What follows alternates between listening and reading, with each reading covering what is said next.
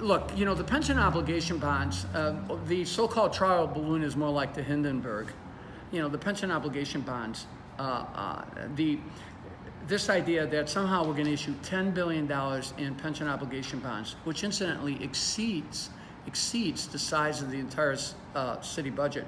And we're going to dedicate the bulk of our remaining flexible revenues, in other words, revenues that have not been committed, to long-term obligations. And that somehow, by getting this money, we're going to invest it, and the return on that money is going to be greater than what it's going to cost us to finance the bonds.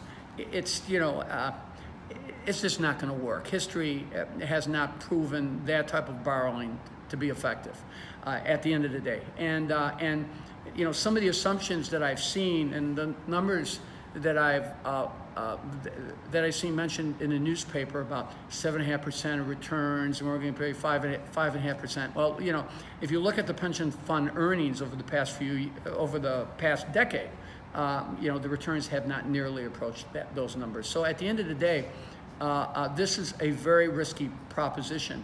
Now, just besides the